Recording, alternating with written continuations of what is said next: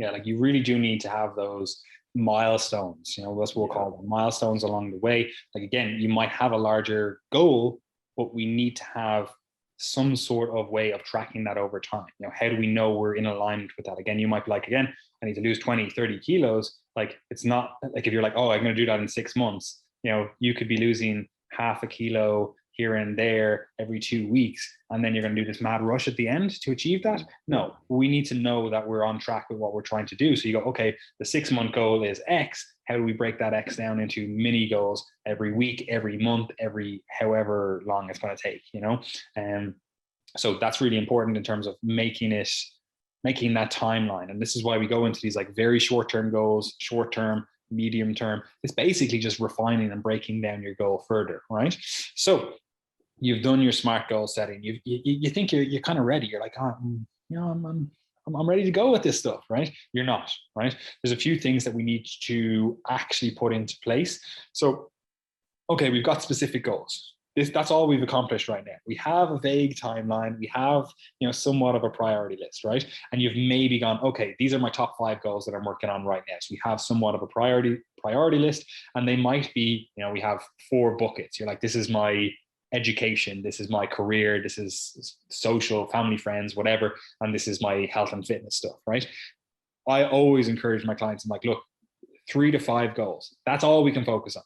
Right? So don't be setting a million different goals. Be like, I have all of these different goals. Yeah, okay, you might have all of these different goals. We can only focus on the top 3 to 5, right? So we need to have specific goals, but we need to prioritize them then as well. I'll come back to that in a second, right? So we've got specific goals. So what we do then is we break those goals down. And this is kind of what Gary was alluding to. We break those goals down into process goals, right? Because you have a specific goal. Do you know what you actually have to do to achieve that goal, right? Again, using Gary as an example here, you might go, oh, I want to learn Russian, right? Cool, specific. You might be like, this is the level of Russian I want to achieve. This is how I'm going to measure it. Oh, is it achievable? Yeah, Gary seems to be good at learning languages, especially when he commits to it. Cool, it's achievable for you, right? Is it relevant? Yeah, we could say it's not really relevant for other aspects of your life, but it's relevant for you because you enjoy the culture, and also you occasionally go to Belarus and they speak a form of Russian there, right? Time bound, it might not fit in with your timeline. That because it's not high up on your priority list, you might be like, I have a bit more of a malleable timeline with this, right? But what does the actual process goals for that actually look like? What's the day to day? Is it something like, okay, the habit that I'm going to engage in to, improve this is I'm going to go on Duolingo or other whatever apps there are available. I'm going to go on that for 15 minutes a day, and then I'm going to get a Russian language learning book and I'm going to do the lessons in that, I'm going to do that for 30 minutes. I'm going to do that every single day, or I'm going to do that 3 times a week or whatever. Like, what are the actual process goals that you have to engage in? What are the habits you have to do daily, weekly, monthly, so that that goal actually gets accomplished, right? So do you have anything to say on those process goals? Because I know this is also something you do with your clients. Yeah, and I think the language is a good example, because like you can, like, my outcome goal could be, I want to be able to hold a conversation in Russian, or one of the things I said to my Russian teacher at the beginning, I was like, I'd like to be able to read some books by Russian authors that I like. I'd like to be able to read one in Russian, which is a fairly advanced goal because often those texts are hard enough in English. So that was one of my goals, but like, that's so out there. That's like a decade, to be able to really achieve that. So what I would do then is break it down into a very small component parts. So for example, the first step for me, right, I need to know the alphabet. Cyrillic is difficult to read. Okay, it's completely different. So that's like a really important step. Then it's maybe learning basic words. Okay, so standard vocab that appears very regularly. Then being able to use different verbs, understanding cases, understanding grammar, all these different things that vary from English. And that would be very similar to if you were to, pursue a fat loss goal. Like, let's say you're saying, I want to lose 20 kilos. What you need to do is break it down into all of its component parts, such as, all right, your activity. How do we subdivide that? We have formal exercise, and then we have your daily activities, such as your steps. So one of the process goals might be walk 10,000 steps per day. that might be one of the process goals that contributes to that 20 kilos down the line. Similarly, with nutrition, it might be, okay, I need to make sure that not only am I going to have my 3 meals per day that I've prepared myself, but also I'm going to ensure that I've got the shopping done every Sunday. Here's my shopping list. Once I've completed that, that's going to be easier for me to prepare my meals. That's going to be easier for me to stick to my calories. That's going to be easier for me to maintain a calorie deficit.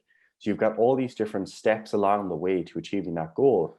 And the level of specificity there is actually, it's not necessary for everyone to have the same level of specificity. And this is something I say to my clients, because for me, for example, if I say I want to lose 10 kilos, okay, I just need to, eat a bit less. And like everything just falls into place. I don't need to stress too much about all the different component parts. Whereas if you're early on and you don't know much about nutrition, you don't know where to get protein, you don't know where to get fiber, etc. If you're going to hit those specific nutrition targets, you actually need to be a lot more involved in the process of doing that, because you might know if you have protein sources in the house. You might know where you can get 15, 20, 25 grams of protein. So the process goals that you might have in place might be a lot more basic, but they also might be more in number than for someone like me, who's maybe a bit more advanced along that path. So they're the types of things that you need to be thinking about. And it does need to be individual. It does need to be broken down into the things that are potential downfall points, or potential things that you've slipped up on in the past. So that would be my advice there. Yeah, like I always, it's a crude analogy, but I always use this when I'm discussing this stuff with clients. I'm like, look, the first time you try this stuff, you're not going to be good at it, right? It's like sex, right? The first time you have sex, it's not like you're going to be like, oh, this is earth shattering, this is fantastic, blah, blah, blah. It's not going to be the case for most people. It was the case for us, Gary, because, fucking savages. Well, I don't know. I'll find out whenever I take the step. Oh, yeah, sorry. But you know what I mean, right? So it's the first time. You're just not going to be good at this, right? So why do you expect to be perfect at this out the gate? You shouldn't, right? So if it's the first diet you've ever done, if it's the first time you've ever tried to take control of your health, you're probably going to be fucking shit at it. You're probably going to make mistakes. It's going to be awkward. It's going to be clunky. But hopefully, a few times later, if you ever, Gary, if you ever get to, you're going to be like, oh, I'm a little bit better at this, right? And obviously, the more you ingratiate yourself in this stuff and you actually dig into this stuff, the better you're going to get at it. Hopefully, at least. So it's the same with dieting. It's the same with training. It's like the longer you are doing this, the more you are doing this stuff, you want to be getting better at this, Now, that doesn't mean that, you could have your first time and it be terrible, right? But you do nothing. You do no work. You don't see, oh, what went wrong there? Can I do better? Like that doesn't mean like the 10th time or whatever. It's naturally going to be better just because you've done it more often. You have to actually, I was going to say research this stuff, not like, what are the best sex positions here? But you actually have to analyze that stuff, right? And in terms of the diet anyway, if you're like, okay, well, what went well, what went wrong? Okay, I want to get better as a result of that. I want to learn from my past mistakes so that you can refine the process.